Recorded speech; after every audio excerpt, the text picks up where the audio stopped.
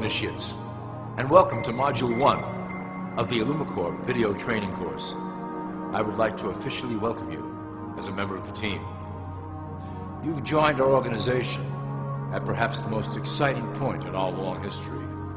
Our founders shared a passionate dream to transform this country and eventually the whole world into one cohesive organization. When DajjalCorp finishes gaining centralized control over the resources of the planet, and we will, we can then organize, distribute, and govern for the benefit of all. After competition and dissent are eliminated, we will build a utopia for the people of the world to share based on need and rejoice together in a harmonious new world.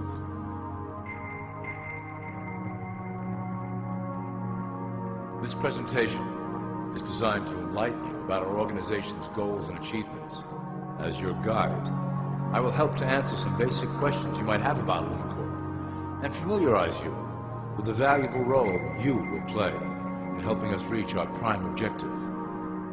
So please, take a tour with me as we march together towards an exciting new world.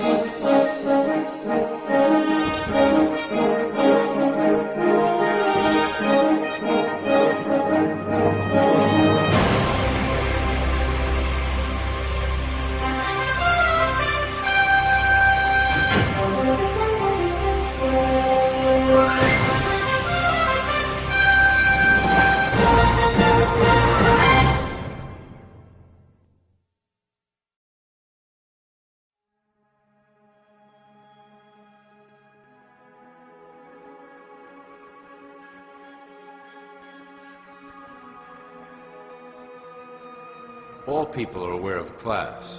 To them, society is made up of the rich, the middle, and the poor. The one thing that all three classes don't understand is that the pyramid continues upward. There is a detached hidden capstone made up of an elite board of directors who own and manage DajjalCorp. The three classes below, in essence, become the assets and resources of DajjalCorp. DajjalCorp is divided into various administrative branches, but each branch has the same 5 levels in their hierarchy. You will begin at the bottom, in the initiate category. As such, your role will be to make sure that your orders are carried out through the sub-corporations and institutions controlled by DajjalCorp. You will be placed in plain sight, at the head of a company or institution in the public sector, to carry out the plans delivered from above. Remember, your role is very important. You will be the face of DajjalCorp to the outside world. You are our connection to the masses below. Never speak publicly about your orders or your masters.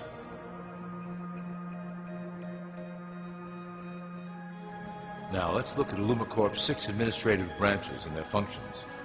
You will be placed in a top position of power among one of the following sectors. In this way, as you are monitored and guided from above, you will decide strategy and introduce programs that further our goals. But that is the secret to DajjalCorp's success. Control the head, and you control the body.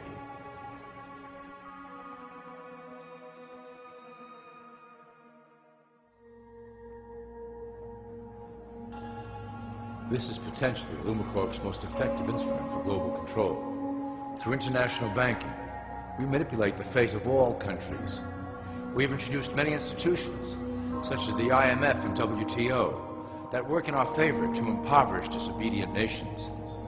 Always remember, debt is a powerful weapon against countries that don't share DajjalCorp's vision. Perhaps our greatest achievement in banking is the Federal Reserve System. It is a collection of international banks owned by DajjalCorp members and financiers. It was created to form a centralized banking system through the Federal Reserve Act of 1913. an act that was indeed penned by some of our most esteemed members. Many of you might still assume that the government itself prints and issues the currency. That is not the case. When America needs money, they go to our boys and ask for it. The money is printed, but it is only representative of a loan. Interest accrues on that dollar until it is paid back to the Fed. In fact, the federal taxes paid by the American population go almost entirely to paying off this debt.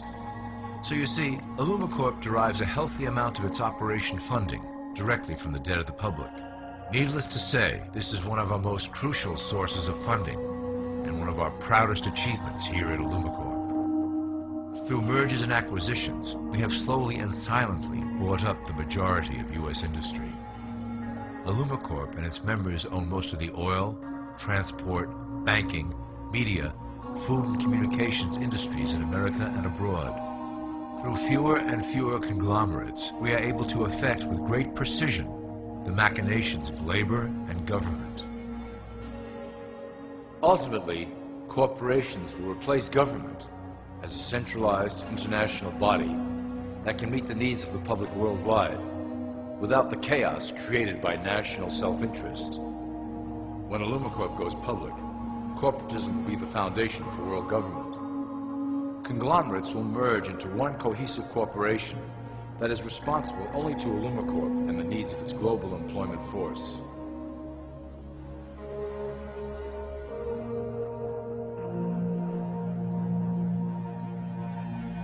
AlumaCorp's control of the American military is another impressive tool in our possession. We have nurtured these institutions lavishly to serve as the prototype for our global police force. When ready, our technology and manpower will dominate those who oppose the coming new world order. By utilizing American patriotism, we have fostered in the American soldier the philosophy of peace through superior force. When the time is right, we will migrate that mentality towards the belief in a global government who must protect all people through superior force. We have used the American military-industrial complex to build the arsenal necessary to instigate the final cleansing outlined in AlumaCorp's great plan. Our primary target will be Islamic nations who will never submit to our Western-centric domination. They also hold much of the remaining oil reserve of the planet. AlumaCorp must own that precious resource, as it is crucial in maintaining our domination over the countries of the world. Through AlumaCorp's enormous federal funding of the military, we can develop new forms of warfare and population reduction. The public can't imagine what we were in the process of developing. Soon, even the weather will be a weapon under our control. We will be able to create droughts, floods, hurricanes, and even tsunamis with no fingerprints attached.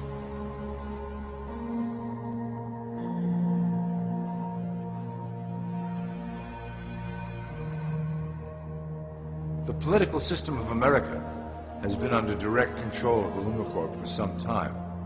It was actually a relatively easy acquisition and has been even easier to manage. Politicians know of our unspoken agreement and will do anything to stay in power. A two-party system benefits AlumaCorp in that it reduces all issues into a black and white debate. Through media, we can play side against side, using each where necessary to support our goals.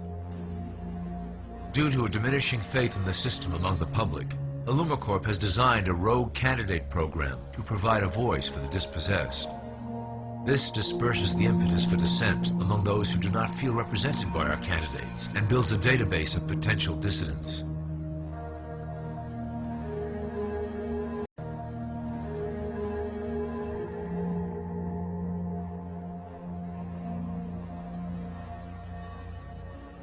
At the turn of the last century, AlumaCorp took a serious interest in public education. Our Supreme Council realized that by creating a private organization to dictate curriculum on a federal level, children could be conditioned to obedience on a mass scale. In the interest of promoting AlumaCorp principles in the classroom, hundreds of millions of dollars were invested to create the General Education Board in 1902. The result of doing this is evident today. The doctrines of public education have transformed recent generations into a weaker, more docile mass. Through meticulously planned curriculum, we have control over the process by which the average child learns. Thus, we can mold them into obedient workers who are conditioned to accept the implementation of the Great Plan. In addition, IllumiCorp has set up many associations, including the American Historical Association, that determine and uphold the official view of history. Knowledge is power, so we must at all costs be the authors of the truth. By writing history to suit our interests, dissenting voices cannot gain ground, and we can vastly influence culture to achieve our prime objective.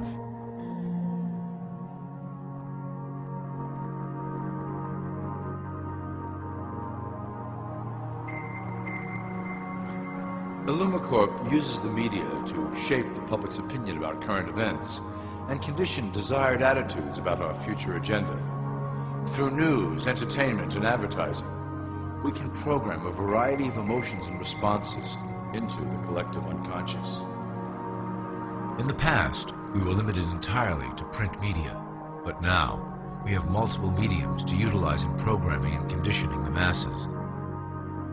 With cable news, we have directed the public to a more entertainment-based consumption of world events, infotainment. This medium is far more effective at subliminal reinforcement of desired attitudes towards our objectives.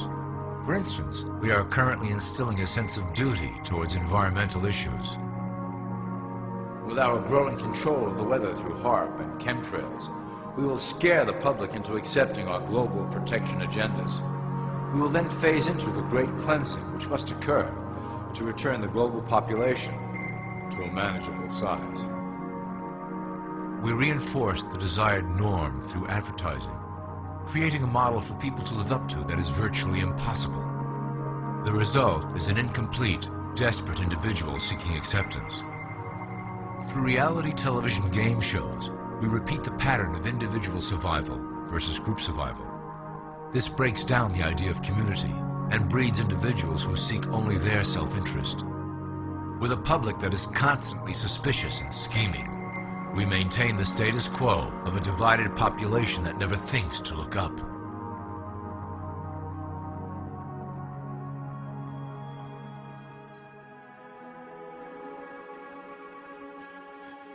Religion has served its purpose incredibly well. It is the oldest and perhaps the broadest form of social control utilized by IllumiCorp. With religion, there is a written code of conduct that must be followed. The authors of the Holy Scriptures knew quite well how to lace that code with commands to maintain their dominance over the population. This system has survived through millennia to hold the flock together and bring us to today. Admittedly, religion is losing its power for control. However, the fanaticism that has arisen due to this decline is particularly helpful to IllumiCorp. Our invisible influence in the Church has helped bring the Christian fundamentalists out of the background. We control their opinions on current issues through policies designed and written right here at IllumiCorp headquarters. They are sent to our ministers, who then preach the Word of God and their interpretations of the Bible to their followers. Their blind faith is used to transform them into willing soldiers to defend our cause during the catastrophes ahead. As the final phase is enacted, we will propagate end-time prophecy to convince them of their convictions. The rise of Islamic fundamentalism works to IllumiCorp's advantage as a threat that will demand violent action. In the coming years, planned terrorist attacks will warrant a full-scale retaliation and initiate the final phase of the Great Plan. Christians will support our actions, since they will believe them to be proof of the end times prophesied by IllumiCorp's religious leaders.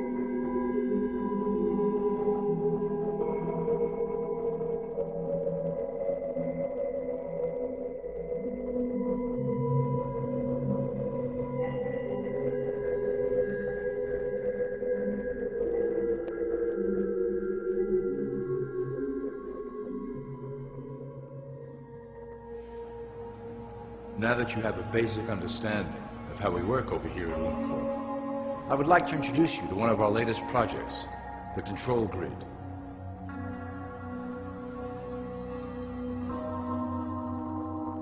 Since ancient times, it has been the desire of the Illumins to wield control of the masses below, both to protect us from them and them from themselves. The tools through the ages have been effective, but always blunt and inaccurate. But now, with the release of new technology to the masses, we have the real ability to implement a control grid with finance, industry, government, and military under our strict control. We can safely ship the population into a new world, monitored and controlled by DajjalCorp.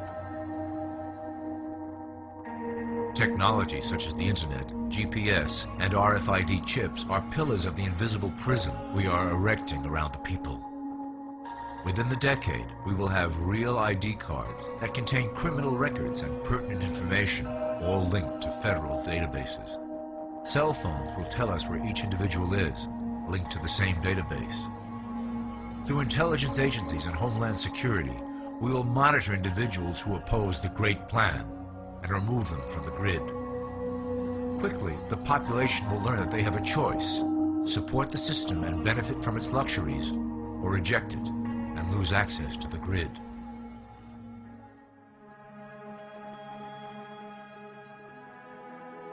Well, that was quite an overview. I hope it gave you an understanding of our process and basic overall structure here at DajjalCorp. Don't worry if you can't remember specific details at the moment. Once assigned to your administrative branch, you will be shown the second DajjalCorp training module. Your initiate supervisor will brief you on your specific duties at that point. Also, please review your copy of the Great Plan and the attached code word and symbols booklet. You will need to know the ways we communicate internally through public channels. This concludes part 1 of the DajjalCorp video training module. I wish you the best of luck, and may our plan complete in secrecy. The dawn of a new era is on the horizon, and it will shine gloriously over the new world that we have built together.